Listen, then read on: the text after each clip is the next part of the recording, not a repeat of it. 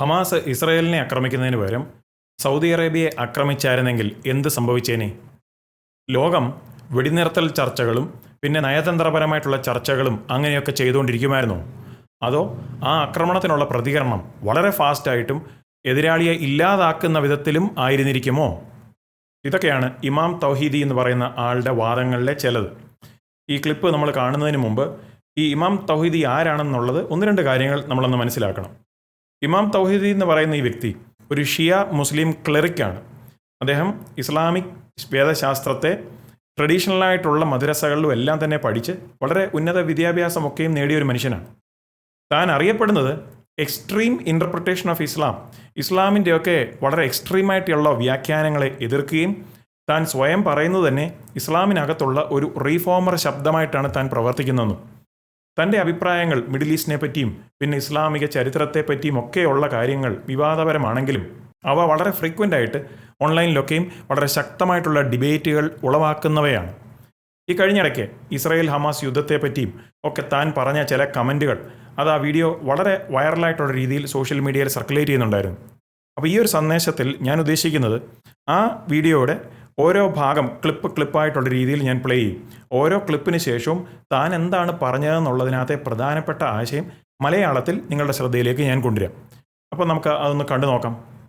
If Hamas attacked the Saudis in that way, if they attacked another Muslim country, there would not be 2 years of negotiations with Hamas. It'll be nuclear, if nuclear was an option. The idea of a ceasefire and let's release some from Israeli prisons so that we get a few hostages back, it would be an entirely different conversation. If you entered Saudi Arabia and massacred over 1,000 people, it'll be the end of Hamas and that conversation.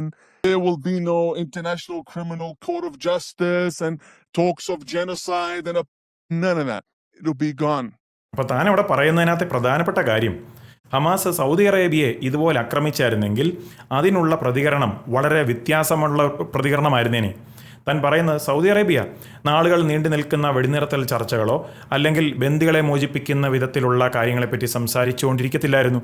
താൻ പറയുന്നത് അതിനുള്ള പ്രതികരണം വളരെ ഫാസ്റ്റായിട്ടും എതിരാളിയെ ഇല്ലാതാക്കുന്ന വിധത്തിൽ ആയിരുന്നേനെ. തൻ്റെ പ്രധാനപ്പെട്ട ആർഗ്യുമെൻ്റ് ഈ ഒരു കാര്യത്തിനകത്ത് താൻ പറയുന്നത് ലോകത്തിൽ ഒരു ഡബിൾ സ്റ്റാൻഡേർഡ് ഉണ്ട്. അതായത് ഇസ്രായേലിനെ മറ്റ് രാജ്യങ്ങൾ കാണുന്നത് മറ്റൊരു കണ്ണിലൂടെയാണ്. അതായത് ഇസ്രായേലിനെ ആരെങ്കിലും ആക്രമിച്ചാൽ ഇസ്രായേൽ ഡിഫൻസിന് വേണ്ടി പ്രതിരോധത്തിന് വേണ്ടി എന്തെങ്കിലും ചെയ്താൽ അതിനെ മറ്റ് രാജ്യങ്ങൾ വേറെ ഒരു കണ്ണിലൂടെ കാണുന്ന ഒരു ഡബിൾ സ്റ്റാൻഡേർഡ് ഉണ്ടെന്നാണ് താൻ പറഞ്ഞത്. ഇനി നമുക്ക് അടുത്തത് കാണാം. I look at everything through 2 lenses, religion and history. These are my glasses, religion, history, not politics. People can hate Israel all they like. God gave us the ability to love and God gave us the ability to hate, and God will judge people based on their love and their hate. However, I have a question. These group of 15 million Jews, they don't proselytize. They don't want you to become Jewish. For a very long time, did not have a government to defend them for a very long time.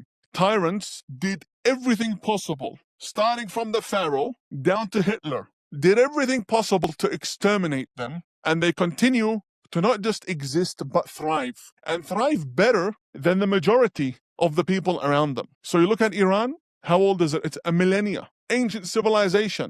So is the Jewish nation. But after the Israeli independence in 10 years, they were on par with Iranian technology, right? So, and that's what Saddam Hussein couldn't believe. Like, how? How do they do that, right? With all the challenges and all the wars. So if you believe that God has nothing to do with these people and that they are the enemies of God, right? You should think again. Because I'll tell you this, there are religions that have gone extinct for one of those reasons. Having a tyrant come after you or simply not proselytizing, right? And simply not having anyone defend you. There were religious groups that have gone vanished in the region for one of those reasons. And Israel has 3 of those reasons. The Jews have 3 of those reasons. And so clearly there's something between them and God, right? Clearly, I'll tell you that these people will be there. ഇവിടെ നിന്ന് താൻ ആ ഡിസ്കഷനെ കുറച്ചും കൂടെ ബ്രോഡറായിട്ടുള്ള ഒരു കാഴ്ചപ്പാടിലേക്ക് shift ചെയ്യുക. താൻ പറയുന്നത് ഈ ഒരു പ്രശ്നത്തെ താൻ കാണുന്നത് 2 ലെൻസുകളിലൂടെ, അതായത് മതവും ചരിത്രവും അല്ലാതെ രാഷ്ട്രീയത്തിലൂടെയല്ല. താൻ പോയിന്റ് ഔട്ട് ചെയ്യുന്ന കാര്യം യഹൂദ ജനത്തിൻ്റെ ജനസംഖ്യ ആഗോളതലത്തിൽ വളരെ ചെറുതാണ്. അറൗണ്ട് 15 മില്യൺ യഹൂദരേ ഉള്ളൂ. ചരിത്രത്തിലുടനീളം അനേക ഭരണാധികാരികളും ലീഡേഴ്സും രാജ്യങ്ങളും സാമ്രാജ്യങ്ങളും അതിപ്പം ഫറവോൻ മുതൽ അഡോൾഫ് ഹിറ്റ്ലർ വരെ അവർ യഹൂദരെ ഉപദ്രവിക്കുവാനും അതുപോലെ നശിപ്പിക്കുവാനും ഒക്കെയും ശ്രമിച്ചു. ഈ ആയിരക്കണക്കിന് വർഷങ്ങൾ പീഡ സഹിച്ച് വന്നെങ്കിലും യഹൂദ ജനം അതിനെയെല്ലാം അതിജീവിച്ച് വരികയായിരുന്നു എന്നാണ് താൻ പറയുന്നത്. താൻ ഇതും കൂടെ പറയുന്നുണ്ട്, ഇസ്രായേൽ എന്ന രാഷ്ട്രം വീണ്ടും ഈ ഭൂമുഖത്ത് ഉണ്ടായതിനു ശേഷം, അതായത് 1948 ആ ഒരു സംഭവത്തെ ചൂണ്ടിക്കാണിച്ചുകൊണ്ടാണ് താൻ പറയുന്നത് ആ രാജ്യം ആ സമയം മുതൽ വളരെ ഫാസ്റ്റായിട്ട് എല്ലാ മേഖലകളിലും, അത് മെഡിസിൻ, എൻജിനീയറിംഗ്, പിന്നെ കൃഷി, പിന്നെ വിദ്യാഭ്യാസം, ഏത് മേഖലയിലെടുത്താലും മറ്റ് രാജ്യങ്ങളെക്കാട്ടിലുമൊക്കെ ഒത്തിരി മുന്നിലായ ഒരു രാജ്യമാണ് ഇസ്രായേൽ. അതിൽ നിന്ന് താൻ അഭിപ്രായപ്പെടുന്നത് ഇപ്രകാരം അതിജീവിക്കുക എന്ന് പറയുന്ന ഒരു കാര്യം തന്നെ തെളിയിക്കുന്നതാണ് ദൈവിക കരുതലും ദൈവിക സംരക്ഷണവും എന്ന് താൻ തന്നെ പറയുന്നു. ഇനി അടുത്തത് നമുക്ക് നോക്കാം. The understanding of Jews in Islam is extremely different from the understanding of Jews by Muslims on the ground today. God says in the Holy Quran, for example, chapter 2, verse 62, right? Or for example, in chapter 5, verse 20 onwards, children of Israel, enter the Holy Land. God has written for you the Holy Land. You know, Israel's borders today, they are part of what is the Holy Land. The whole of Sinai is the Holy Land. Moses in the Holy Quran, it states he entered Sinai and God said to him, Moses, take your sandals off. You are now in the Holy Valley, right? A symbolic gesture. And so God designated this entire region of Judea for the Jewish people, for Moses, my prophet and your prophet, Moses. And Hamas wants to steal that from Moses. I don't care what people think about Israel or Jews. You want to be anti-Semite? God's going to destroy you. That's onto you. But to steal from Moses is an entirely different conversation with an entirely different defense, because the number one defender for that is God himself. That's why you're always losing the wars. That's why God hates you. ഇവിടെ താൻ പറയുന്ന കാര്യങ്ങൾ മതപരമായിട്ടുള്ള വ്യാഖ്യാനത്തെ സംബന്ധിച്ചാണ്. താൻ ഖുറാനകത്തുള്ള ചില വേദഭാഗങ്ങളൊക്കെ എടുത്തിട്ട് Israel മക്കളും വിശുദ്ധ നാട് എന്നൊക്കെ പറയുന്ന ആ കാര്യങ്ങളെ തൊട്ട് സംസാരിക്കുക. താൻ പറയുന്നത് യഹൂദിയ അല്ലെ ഇസ്രായേലിൻ്റെ ദേശം, ആ ജോഗ്രാഫിക്കൽ ദേശം യഹൂദർക്ക് നൽകപ്പെട്ട ദേശമാണ്. താൻ വ്യക്തമായി പറയുന്നു, ആ യഹൂദ ജനത്തിനു വേണ്ടി ദൈവം തന്നെ ആ ദേശത്തെ അവർക്ക് വേണ്ടി ഡിഫെൻഡ് ചെയ്യുകയാണ്. അവർക്ക് തന്നെ നൽകിക്കൊടുത്തുകൊണ്ട് തന്നെയാണ് ദൈവം അത് പ്രവർത്തിക്കുന്നതെന്നാണ് താൻ പറയുന്നത്. തൻ്റെ ആ വ്യാഖ്യാനം അനുസരിച്ച് യഹൂദരെ ആ ദേശത്തിൽ നിന്ന് പുറത്താക്കണം എന്ന് പറഞ്ഞാൽ ഖുറാൻ പറയുന്നതിനെ തന്നെ എതിർക്കുകയാണ് എന്ന് താൻ അഭിപ്രായപ്പെടുന്നു. വളരെ ശ്രദ്ധിക്കേണ്ട കാര്യം, ഇത് തൻ്റെ ഒരു ഇൻ്റർപ്രിട്ടേഷൻ, തൻ്റെ വ്യാഖ്യാനമാണ്. പല മതപണ്ഡിതന്മാർ തമ്മിൽ വ്യത്യസ്തമായിട്ടുള്ള അഭിപ്രായങ്ങളുമുണ്ട്. എങ്കിലും നമ്മളിത് അറിഞ്ഞിരിക്കണം. ഇനി നമ്മൾ അടുത്തത് നോക്കാം. And Muslims want nothing to do with Judea. We have nothing to do with Judea. Here's the thing. Here's basic history, okay? So our prophet, peace be upon him and his family, passes away in 632, in the year 632, right? On his deathbed, he orders a young man by the name of Osama, the son of Zayd. So there are historic narrations if he was 16 or 17 or 15. Point is, he was a young man. He said, Osama, get your army ready. You're going to war. And the prophet's laying in bed. Who are we fighting against? He says, the Romans. Because I vowed that I will avenge your father's blood before I die. Your father Zayd was killed by the Byzantines. So what does that mean? It means until the prophet's last day, he was at war with the Byzantines who were governing Jerusalem. The prophet never went to Jerusalem. And the whole idea of the miraculous journey, you've heard this before, that our prophet supposedly flew on a donkey or flew to heaven on a horse, right? Small brains believe in foolish things. Firstly, it was not a donkey or a horse. Muslims believe that the prophet had this experience and it was involving the archangel Gabriel, right? Now, I don't care who it was or how it was. Here's my story. If you're going to the heavens, are you going from the ground upwards or are you going across? So the Aqsa Mosque is in the heavens. Al-Aqsa, the word Aqsa means the farthest mosque. The word Aqsa means the farthest mosque. We believe there's another mosque in the sky. Why? Because the sixth successor of the Holy Prophet, his name is Ja'far as-Sadiq, tells us, as for Al-Aqsa Mosque, it is in heaven. Okay, that's why it's called the farthest mosque. Okay, so what about the one in Jerusalem? Well, that was built in 705 by Abdul Malik bin Marwan, the fifth caliph of the Umayyads. He built it 73 years after the Prophet had passed away. So how can the book that Revelation had ended with the Prophet's passing refer to a mosque and a miraculous journey 73 years later? It doesn't happen. It doesn't make sense. Right. It doesn't make sense. So mathematically, it doesn't make sense. Historically, the Prophet was at war with the region. ഈ ഭാഗത്ത് താൻ പരമ്പരാഗതമായിട്ടുള്ള രീതിയിൽ മുസ്ലിങ്ങൾ വിശ്വസിക്കുന്ന അൽ അക്സ മോസ്കിനെ പറ്റിയുള്ള ഒരു വിശ്വാസത്തെയാണ് വെല്ലുവിളിക്കുന്നത്. പരമ്പരാഗതമായിട്ട് മുസ്ലിങ്ങൾ വിശ്വസിക്കുന്നത് മുഹമ്മദ് ഒരു അത്ഭുതകരമായിട്ടുള്ള ഒരു രാത്രി യാത്രയിലൂടെ യെരുശലേമിലെ അൽ അക്സ മോസ്കിൻ്റെ ആ പ്രദേശത്തിലൊക്കെ ചെന്നുവെന്ന്. പക്ഷേ ഇവിടെ ഇമാം തൗഹീദി പറയുന്നത് അൽ അക്സ എന്ന ആ പേര് ഏർലി ഇസ്ലാമിക് ടെക്സ്റ്റുകളിൽ കൊടുത്തിരിക്കുന്നത് ഒരു ഹെവൻലി മോസ്കാണ്, സ്വർഗത്തിലുള്ള ഒരു മോസ്കാണെന്നും യെരുശലേമിലെ അക്ഷരാർത്ഥത്തിലുള്ള ആ മോസ്ക് അല്ലെന്നുമാണ് താൻ പറയുന്നത്. മുഹമ്മദ് ഒരിക്കലും യെരുശലേം സന്ദർശിച്ചിട്ടില്ല.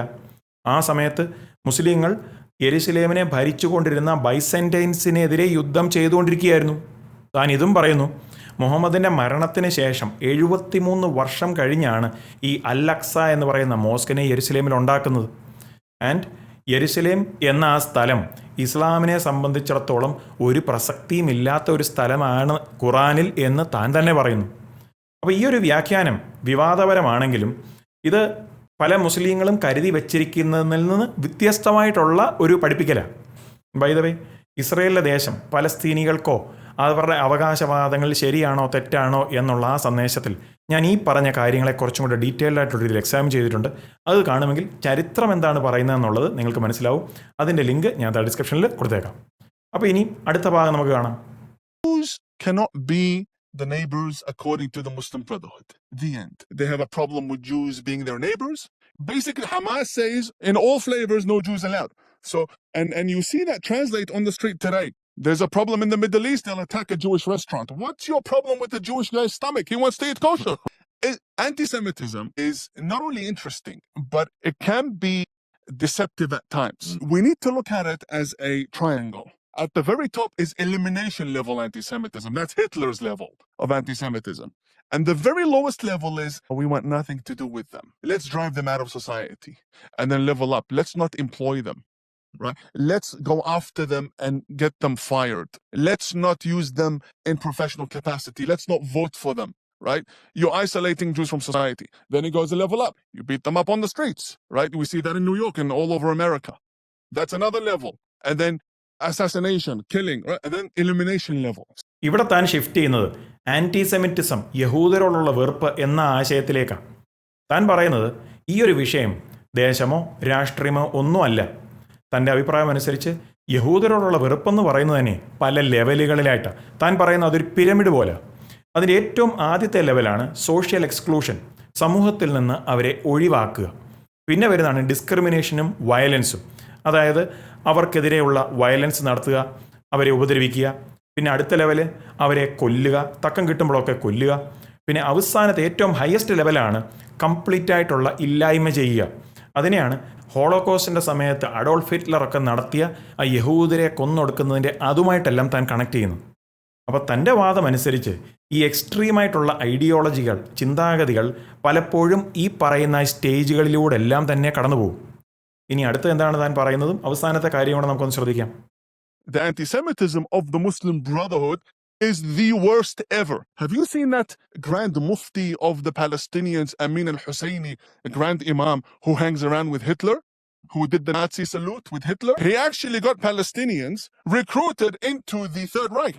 So the Muslim Brotherhood, the ideology of the Muslim Brotherhood and the Nazi ideology go hand in hand. You know, it doesn't take a genius to discover that. Rashida Tlaib, Ilhan Omar, Mamdani, and, you know, there was a time where I wouldn't even dirty my mouth with their names, but because it's our responsibility to raise awareness, I'll say this. These people are not for America. Not for America. Anyone who narrates religious scripture to an American audience and wants to govern through those values, in other way imposing the verses of the Quran on Jews and Christians in a city like New York, that is pure Islamism. It's pure Islamism, and the whole idea, you know, but the context was refugees and being kind. No. There is no context. No, they're using the case of refugees and immigrants to advocate for a week in New York, because that's exactly what is banned in Saudi Arabia.